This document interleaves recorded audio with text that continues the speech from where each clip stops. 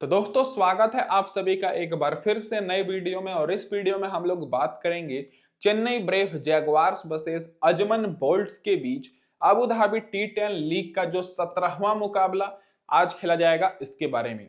तो दोस्तों दोनों टीम्स का परफॉर्मेंस बहुत ही ज्यादा खराब है और अभी तक एक भी मुकाबले दोस्तों जीतने नहीं पाई है, सारे के सारे मुकाबले हारी है। तो इस वीडियो में खास करके जानेंगे क्या हमें चेन्नई ब्रेव जैगुआर्स की तरफ से ज्यादा खिलाड़ी को रखना चाहिए अपने टीम में या फिर अजमन बोल्ट्स की तरफ से, और कैप्टन और वाइस कैप्टन किसे बनाना चाहिए।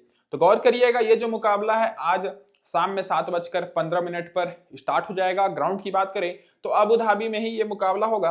तो डायरेक्ट बात कर लेते हैं इस ग्राउंड की लेटेस्ट पिच रिपोर्ट के ऊपर। तो अभी तक इस सीरीज में टोटल 15 मुकाबले हुए हैं, जिसमें से पहले बैटिंग करने वाली टीम 6 बार जीती है और चेस करने वाली टीम 9 बार। तो जो भी टीम टॉस जीतेगी पहले गेंदबाजी करने का निर्णय लेगी और एवरेज स्कोर यहां पर 120 के आसपास है और उससे भी ज्यादा देखने को मिलेगा, क्योंकि सारे यहां पर बैट्समैन को बहुत ही मदद मिल रही है। और हाईएस्ट स्कोर दोस्तों यहां पर कल बनाई थी यूपी नवाब्स की टीम 143 रन, और लोएस्ट स्कोर भी यूपी नवाब्स की ही है 51 रन का। और बात कर लेते हैं दोस्तों स्कोरिंग पैटर्न, तो यहाँ पर 12 बार 100 के ऊपर स्कोर बना है और 50 के नीचे एक बार, 50 और 70 के बीच में एक बार, और 70 और 100 के बीच में एक बार। तो स्कोरिंग पैटर्न और एवरेज स्कोर देखकर तो यही लग रहा है कि आपको अच्छा खासा स्कोर देखने को मिलेगा।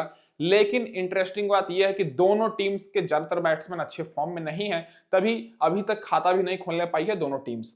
अब डायरेक्ट बात कर लेते हैं जो रिसेंट के 2 मुकाबले टी10 के इस ग्राउंड पर खेले गए हैं उसके स्टैट्स के ऊपर।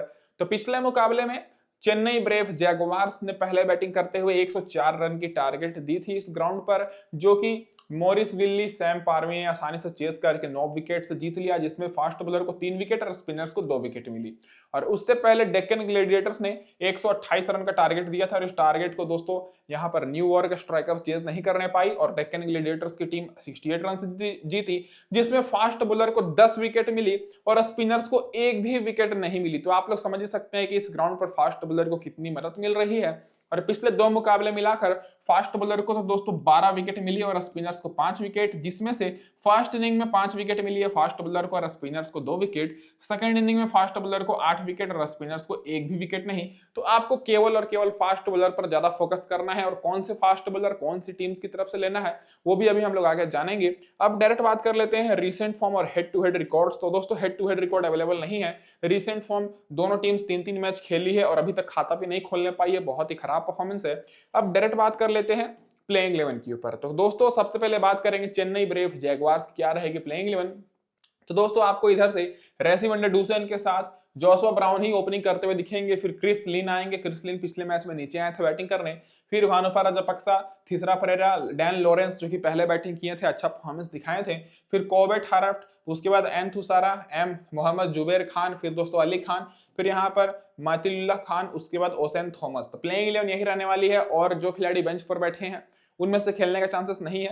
तो मैक्सिमम चांस है कि यही प्लेइंग 11 रहेगी, क्योंकि ये इनकी बेस्ट प्लेइंग 11 है। और जैसा भी चेंजेस होगा दोस्तों भी मैं आपको बताऊंगा। और पावर प्ले में आपको 1 से लेकर 3 ओवर के बीच एन थुसारा और एम खान बॉलिंग कराते दिखेंगे और आखिरी ओवर में ओसेन थॉमस और टी परेरा। और जो पावर प्ले होता है 1 से लेकर 3 ओवर तक ही होता है और एक खिलाड़ी दोस्तों केवल 2 ही ओवर बॉलिंग करा सकता है। अब रिसेंट फॉर्म डिस्कस करने से पहले मैं अपने भाइयों को ये बोल दूं कि जो लोग भी अभी तक टेलीग्राम पर नहीं जुड़े हैं फटाफट से दोस्तों जुड़ जाइए, लिंक आप सभी को डिस्क्रिप्शन में मिल जाएगी, क्योंकि टॉस के बाद बिल्कुल फ्री में टीम्स मिलेगी और केवल इसी मैच की नहीं सारे मैचेस की टीम मिलेगी। तो बहुत सारे लोग जुड़ चुके हैं, तो आप भी मौका का फायदा उठाइए। डिस्क्रिप्शन में दोस्तों लिंक है, बस आपको लिंक पर क्लिक करना है और फटाफट से जुड़ जाना है। और लाइक नहीं किया है लाइक कर दीजिए और चैनल को सब्सक्राइब कर दीजिए नोटिफिकेशन बेल को ऑन करके, ताकि सारे अपडेट्स आपको सबसे पहले मिले, क्योंकि हमारे चैनल पर सारे मैचेस की आपको सबसे पहले अपडेट्स मिल जाएगी। अब दोस्तों रिसेंट फॉर्म की बात करें तो रेसी वनडरडूसेन अभी तक 3 मैच खेले हैं। पहले मैच में 62 रन की पारी खेले और पिछले दोनों मैच में फ्लॉप हो गए। पिछले मैच में 3 रन और उससे पहले 4 रन। जोशुआ ब्राउन भी 3 मैच खेले हैं और ये तो दोस्तों तीनों मैच में ही फ्लॉप हुए हैं। और पिछले मैच में थोड़े बहुत 13 रन की पारी खेले, बाकी 5 रन 2 रन। रिसेंट फॉर्म रेसी वनडरडूसेन का टी10 में अच्छा है, जोशुआ ब्राउन का रिसेंट फॉर्म कुछ खास नहीं है। तो दोनों ओपनर्स में आपको ज्यादा फोकस जोशुआ ब्राउन पर रेसी वनडरडूसेन पर करना है। जोशुआ ब्राउन रिस्की ऑप्शन है, तो जोशुआ ब्राउन पर आपको ना के बराबर फोकस करना है और केवल ग्रैंड लीग में ही लेना है। भानुपा राजापक्सा की बात करें जो कि फर्स्ट डाउन बैटिंग किए थे, पिछले मैच में 18 रन की पारी खेले और उससे पहले 41 रन। और रिसेंट में टी10 में तो परफॉर्मेंस अच्छा नहीं है, लेकिन इस सीरीज में 41 रन और 18 रन की पारी खेले हैं, तो ये इंपॉर्टेंट रहेंगे, तो इनके ऊपर आपको फोकस करना है और ये दोस्तों इस मुकाबले में सेफ ऑप्शन भी रहने वाले हैं। अब बात कर लेते हैं दोस्तों डैन लॉरेंस के ऊपर। तो दोस्तों डैन लॉरेंस पिछले मुकाबले में 97 रन की पारी खेले। इससे पहले इनका बैटिंग थोड़ा सा नीचे था, लेकिन पिछले मुकाबले में इनको पहले बैटिंग करने के लिए भेजा गया और आते के साथ ही 57 रन की पारी खेले।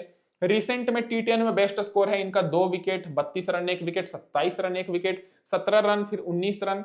और दोस्तों इस सीरीज में ज्यादा मौका नहीं मिला क्योंकि पहले नीचे आते थे बैटिंग करने, लेकिन अगर इनका बैटिंग पोजीशन यही रहेगा तो ये इस मुकाबले के लिए भी ट्रम्प ऑप्शन रहेंगे। तीसरा परेरा की बात करें तो अभी तक कप्तानी पारी नहीं खेले हैं, 3 मैच खेले हैं, 2 मैच में तो फ्लॉप ही हो गए हैं, केवल 1 मैच में इनको 1 विकेट मिली है। पिछले मैच में विकेटलेस रहे थे और 8 रन, और पहले मैच में विकेटलेस। रिसेंट में टी10 में ठीक स्कोर है। तो दोस्तों तीसरा परेरा को आप लोग ले भी सकते हैं, नहीं भी। और अगर चेन्नई ब्रेव जैगवार्स की टीम पहले अगर मान के चलिए बैटिंग करती है, तब दोस्तों आप लोग तीसरा परेरा को रख सकते हैं, क्योंकि ये तो दोस्तों बैटिंग थोड़ा सा नीचे करने आएंगे, तो पहले बैटिंग करते समय हो सके सारे टॉप ऑर्डर के प्लेयर्स खुलकर खेले तो इनको मौका मिल सकता है। तो बाकी दोस्तों 50-50 चांस है। अब बात कर लेते हैं क्रिस लिन के ऊपर, क्योंकि क्रिस लिन पिछले मुकाबले में बहुत ही नीचे आए थे बैटिंग करने और मात्र 3 रन ही बनाने पाए, और उससे पहले 68 रन नॉट आउट और 39 रन नॉट आउट की पारी खेले। तो अगर इस मुकाबले में भी क्रिस लिन नीचे आते हैं बैटिंग करने तो उतने इंपॉर्टेंट नहीं रहेंगे, क्योंकि पिछले मैच में तो मात्र 3 रन की ही पारी खेले थे। ये सारा अपडेट आपको कहां पर मिलेगा? टेलीग्राम पर मिलेगा। तो टेलीग्राम पर जुड़ जाइए, लिंक डिस्क्रिप्शन में है, वहां पर मैं आपको अपडेट करूंगा कि क्रिस लिन नीचे आएंगे बैटिंग करने या ओपनिंग करेंगे, उस हिसाब से आप लोग टीम बना सकते हैं। फिलहाल तो क्रिस लिन अच्छे फॉर्म में है, रिसेंट में टी10 में भी अच्छा रिकॉर्ड है, तो सेफ ऑप्शन ही रहेंगे, तो आपको इनके ऊपर भी फोकस करना है। बाकी कोब हरप्ट की बात करें तो इनके ऊपर आपको फोकस नहीं करना है। हालांकि पिछले मैच में तो 1 रन की ही पारी खेले, उससे पहले इनको मौका नहीं मिला। रिसेंट फॉर्म ठीक ठाक है, लेकिन बैटिंग बहुत ही नीचे है, तो कोब के ऊपर आपको ना के बराबर फोकस करना है। और टॉप ऑर्डर के खिलाड़ियों पर एक बार मैं फिर से रिवाइज कर देता हूं, रेसिवोंडे डुसेन पर फोकस करना है, रजपक्सा, डैन लॉरेंस, उसके बाद नीचे से क्रिस लिन के ऊपर। क्रिस लिन अगर नीचे बैटिंग करने आएंगे तो इनकी जगह पर आप लोग तीसरा परेरा को रख सकते हैं, नहीं तो क्रिस लिन तो इंपॉर्टेंट है ही। बाकी तीसरा परेरा ग्रैंड लीग के लिए, जोसो ब्राउन ग्रैंड लीग के लिए। अब बॉलर्स में बात करें तो एन थुसारा सबसे सेफ ऑप्शन रहेंगे बॉलिंग में। पिछले मुकाबले में भले ही विकेट ना मिली हो, लेकिन उससे पहले लगातार 2 विकेट लिए हैं और रिसेंट में हर मुकाबले में इनको विकेट मिली है। और उसके बाद बात करें तो मोहम्मद जुबैर खान, कुछ विकेट नहीं मिली है, तो मोहम्मद जुबैर खान को उतना एक्सपीरियंस नहीं है, तो ये थोड़े से नए खिलाड़ी हैं, तो इन पर आपको कम फोकस करना है। अली खान की बात करें तो अली खान को केवल पहले मुकाबले में 2 विकेट मिली, बाकी 2 मुकाबले में विकेट लेस रहे हैं, तो ये भी उतने इंपॉर्टेंट नहीं रहेंगे। बाकी दोस्तों मतीउल्लाह खान की बात करें तो इनको भी विकेट नहीं मिली है, तो ये भी इंपॉर्टेंट नहीं रहेंगे। तो आपको बॉलिंग में केवल एन थुसारा पर फोकस करना है और ओसेन थॉमस को ले सकते हैं, क्योंकि पिछले मुकाबले में ओसेन थॉमस को 1 विकेट मिली है, जो कि सब्स्टिट्यूट प्लेयर के तौर पर खेलते हैं, तो ये इंपॉर्टेंट हो सकते हैं। तो ये दोस्तों आप लोग के लिए डिफरेंशियल ऑप्शन रहेंगे। बाकी आपको एन थुसारा पर ही केवल फोकस करना है, क्योंकि दोनों टीम्स जाहिर सी बात है अभी तक मुकाबला एक भी नहीं जीती है, तो सारे खिलाड़ी फॉर्म में नहीं है, इसीलिए टीम भी हार रही है। अब इस मुकाबले में तो एक टीम तो जीतने वाली है ही। अब जो खिलाड़ी बेंच पर बैठे हैं इनमें से दोस्तों जॉर्ज मुंशी का चांसेस है खेलने का, रिसेंट फॉर्म बहुत ही बेहतर है, तो ये इस मुकाबले के लिए ट्रम्प ऑप्शन हो सकते हैं, क्योंकि अगर ये खेलते हैं तो टॉप ऑर्डर में ही बैटिंग करेंगे। बाकी दोस्तों बॉलिंग से किसी का चांसेस नहीं है, अकेला धनंजय वापसी कर सकते हैं, एक मुकाबले में इनको 1 विकेट मिली है। अब डायरेक्ट बात कर लेते हैं दोस्तों यहाँ पर अजमन बोल्ट्स की क्या रहेगी प्लेइंग 11। तो एक बार मैं फिर से आपको याद दिला दूं कि टेलीग्राम पर जुड़ना जरूरी है दोस्तों, और सब्सक्राइब करके नोटिफिकेशन बेल को ऑन कर लीजिए, ताकि आए के सारे अपडेट्स आपको सबसे पहले मिलती रहे।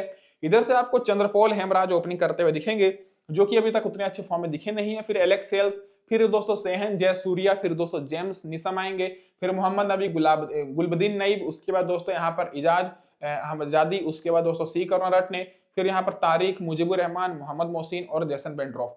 इनका भी खिलाड़ियों की बात करें तो कुछ ही खिलाड़ी हैं जो कि अच्छे फॉर्म में हैं। एलेक्स एल्स यहाँ तक कि अच्छे फॉर्म में नहीं है टी10 में। पावर प्ले में 1 से लेके 3 ओवर के बीच आपको दोस्तों जेसन बेंड्रॉफ और जेम्स बॉलिंग कराते दिखेंगे, और आखिरी ओवर में जेसन बेंड्रॉफ और एम मोहसिन। अब रिसेंट फॉर्म की बात कर ले दोस्तों, तो यहाँ पर आप लोग देखिएगा कि इधर से भी कुछ ही खिलाड़ी हैं जो कि अच्छे फॉर्म में हैं। उनमें से सबसे पहले बात कर लेते हैं सी हेमराज। चंद्रपोल हेमराज का परफॉर्मेंस रिसेंट में टी10 में बहुत ही ज्यादा खराब है। पिछले मैच में 11 रन फिर 13 रन की पारी खेले हैं, पहले मुकाबला तो नहीं खेले थे, तो इनके ऊपर भी आपको कम फोकस करना है। आप लोग टॉप ऑर्डर में अगर रिस्क लेना चाहते हैं तो एलेक्स हेल्स के ऊपर रिस्क ले सकते हैं, क्योंकि बड़े खिलाड़ी हैं। रिसेंट में 24 run, 47 run, 33 run, 44 run, 35 run की ये पारी खेले हैं। हालांकि इस सीरीज में इनका परफॉर्मेंस बहुत खराब रहा है। पहले मुकाबले में 5 रन, फिर 0 रन, पिछले मुकाबले में 10 रन। तो अगर आप लोग रिस्क लेना भी चाहते हैं तो क्यों ना अच्छे खिलाड़ी के ऊपर रिस्क लिया जाए। तो इस मुकाबले में कैप्टन और वाइस कैप्टन के लिए इंपॉर्टेंट रहेंगे, केवल और केवल ग्रैंड लीग के लिए। बाकी यहाँ पर सेहन जयसूर्या की बात करें तो ऑलराउंडर हैं और फिलहाल तो बॉलिंग नहीं करा रहे हैं। 2 मैच में मौका मिला, 10 रन और 21 रन की पारी खेले हैं। तो ये दोस्तों ग्रैंड लीग के लिए ही इंपॉर्टेंट रहेंगे, क्योंकि रिसेंट के मैचेस में इन्होंने बॉलिंग तो कराई है, लेकिन ये T10 का नहीं, T20 का रिकॉर्ड है। अभी T10 ये केवल 2 ही मैच खेले हैं। तो दोनों मैच में परफॉर्मेंस देखा जाए तो पिछले मैच में बेहतर है। तो अगर ये टॉप ऑर्डर में आते हैं बैटिंग करने तो इंपॉर्टेंट हो सकते हैं पहले बैटिंग करते समय, नहीं तो आप लोग इनको ड्रॉप करके डायरेक्ट आपको जेम्स निशम, मोहम्मद नबी और गुलबदीन नईब के ऊपर फोकस करना है। क्योंकि जेम्स निशम पहले मुकाबले में तो फ्लॉप हो गए थे, लेकिन उसके बाद 37 रन 2 विकेट और पिछले मुकाबले में 2 विकेट लिए हैं। मोहम्मद नबी की बात करें तो दोस्तों 43 रन और पिछले मुकाबले में 2 रन की पारी खेले। गुलबदीन नईब की बात करें तो पिछले मुकाबले में 22 रन 1 विकेट। तो तीनों ऑलराउंडर्स इस मुकाबले में इंपॉर्टेंट रहेंगे, क्योंकि टॉप ऑर्डर के खिलाड़ियों का परफॉर्मेंस उतना बेहतर नहीं है। तो तीनों ऑलराउंडर्स पर फोकस कर सकते हैं, जेम्स निशम, मोहम्मद नबी और गुलबदीन नईब। और जेम्स निशम को आप लोग कप्तान भी कर सकते हैं। बाकी यहाँ पर इजाज अजमाजादी की बात करें तो परफॉर्मेंस कुछ नहीं है, बैटिंग भी नीचे है, तो इनके ऊपर कम फोकस करना है। सीख कर रटने विकेट नहीं मिली तो ये भी रिस्की ऑप्शन रहेंगे, तो इन दोनों के ऊपर ना के बराबर फोकस करना है। बाकी दोस्तों यहाँ पर साफिर तारिक की बात करें तो विकेट कीपर है, मौका उतना नहीं मिला है, तो ये भी रिस्की ऑप्शन है। तो दोस्तों नीचे के जो खिलाड़ी हैं उन पर आपको बहुत ही कम फोकस करना है, खास करके बैट्समैन। तो ये दोस्तों जो तीनों खिलाड़ी हैं इनमें से आपको किसी को नहीं लेना है, क्योंकि T10 का मैच है, 20 ओवर का नहीं है कि सारे खिलाड़ियों का मौका मिलेगा। तो ये 3 खिलाड़ी रिस्की रहेंगे, तो इनके ऊपर आपको नहीं फोकस करना है। बॉलिंग से मुजीबुर रहमान को पिछले मुकाबले में 1 विकेट मिली और अभी तक 2 विकेट ले चुके हैं। बाकी मोहम्मद मोहसिन को विकेट ही नहीं मिली है और जेसन बेंड्रोफ को केवल 1 विकेट मिली और पहले मुकाबले में 1 विकेट। तो जेसन बेंड्रोफ और मोहम्मद मोहसिन बॉलिंग से इंपॉर्टेंट रहेंगे, बाकी कोई भी बॉलर उतने इंपॉर्टेंट नहीं है। तो आपको केवल ऑलराउंडर्स पर ही फोकस करना है टॉप ऑर्डर से, क्योंकि ये बॉलिंग भी कराएंगे और बैटिंग भी। अब बात कर लेते हैं जो खिलाड़ी बेंच पर बैठे हैं, खेल सकते हैं। तो दोस्तों डैनियल को पहले मुकाबले में खिलाया गया था, 22 रन की पारी खेले थे, तो ये खेल सकते हैं। रवि बुपारा खेल सकते हैं और जुनीत वेलगले खेल सकते हैं, वापसी कर सकते हैं। तो जो भी खिलाड़ी बेंच पर बैठे हैं मैंने आपको अपडेट कर दिया। अब डायरेक्ट बात कर लेते हैं दोस्तों टीम कॉम्बिनेशन के ऊपर। तो हमेशा की तरह इस वीडियो में भी आपको 2 प्रकार से टीम मिलेगी। पहली टीम हमारी स्मॉल लीग की सेफ टीम रहेगी, दूसरी टीम ग्रैंड लीग की। और बात कर लेते हैं जो सेफ टीम रहेगी, तो यहाँ पर मैंने कप्तान किया है जेम्स निशम को और वाइस कप्तान क्रिस लिन को। क्रिस लिन को मैं यहाँ पर वाइस कप्तान कर रहा हूँ। अगर बैटिंग करने नीचे आएंगे तो इनको मैं वाइस कप्तान से हटा दूंगा और अपनी टीम में भी नहीं रखूंगा। विकेट कीपर रजपक्सा को मैंने लिया है, राशिवंडे डुसेन को, क्रिस लिन को और एलेक्स हेल्स को। बाकी मोहम्मद नबी, डैन लॉरेंस और गुलबदीन नईब को मैंने रखा है। बॉलिंग से जेसन बेंड्रोफ, मुजीबुर रहमान और एन थुसारा को। तो इस टीम में मैंने क्या किया है कि ऐसे ऐसे खिलाड़ियों को केवल लिया है जो कि एक तो परफॉर्मेंस कर सकते हैं या फिर अच्छा परफॉर्मेंस कर रहे हैं। और मैंने 6 खिलाड़ी लिया है अजमन बोल्ट्स की तरफ से और चेन्नई ब्रेव जैगवार्स की तरफ से 5 खिलाड़ी। ये होगी दोस्तों यहाँ पर हमारी स्मॉल लीग की टीम। अब दूसरी टीम की बात करें जो कि हमारी ग्रैंड लीग की टीम है, तो यहाँ पर मैंने कप्तान किया है एलेक्स हेल्स को, वाइस कप्तान राशिवंडे डुसेन को। क्योंकि मैंने आपको बताया था कि अगर आप लोग ग्रैंड लीग में रिस्क लेना चाहते हैं तो ऐसे खिलाड़ी के ऊपर रिस्क लीजिए जो कि अच्छा परफॉर्मेंस कर सकते हैं। और एलेक्स हेल्स के पास क्षमता भी है। विकेट कीपर से हमारे वही रहेंगे, Alex Hales, Chris Lynn, Rassie van der Dussen और यहाँ पर एस जयसूर्या को मैंने लिया है, जो कि पिछले मुकाबले में 21 रन की पारी खेले, लेकिन बहुत ही कम लोगों ने लिया है। Mohammad Nabi, Thisara Perera, James Neesham, Dan Lawrence और 2 मैंने बॉलर लिया है, एन थुसारा, मुजीबुर रहमान। तो ये दोस्तों हमारी ग्रैंड लीग की टीम है। ये हो गई हमारी दोस्तों स्मॉल लीग की टीम। स्मॉल लीग में मैंने थोड़ा बॉलर्स पर ज्यादा फोकस किया है, ग्रैंड लीग की टीम में मैंने थोड़ा बैट्समैन पर ज्यादा फोकस किया है। क्योंकि दोस्तों आपको मैक्सिमम जो खिलाड़ी रहेंगे वो दोस्तों आपको देखने को मिलेंगे कि दोस्तों यहाँ पर कुछ कुछ खिलाड़ी जैसे दूसरी टीम जो हमारी हो गई, इस टीम में मैंने मैक्सिमम खिलाड़ी ऐसे लिया है जिनको कम लोगों ने लिया है। जैसे दोस्तों एलेक्स हेल्स हो गए, एस जयसूर्या हो गए, फिर दोस्तों तीसरा परेरा हो गए। तो इन 3 खिलाड़ियों को तो बहुत ही कम लोगों ने लिया है। बाकी दोस्तों ये हमारी सेफ टीम रहेगी, ये दोस्तों ग्रैंड लीग की रिस्की टीम रहेगी। फाइनल टीम के लिए टेलीग्राम पर जुड़ जाइएगा। इस वीडियो में दोस्तों बस इतना ही। धन्यवाद दोस्तों आप सभी का वीडियो देखने के लिए।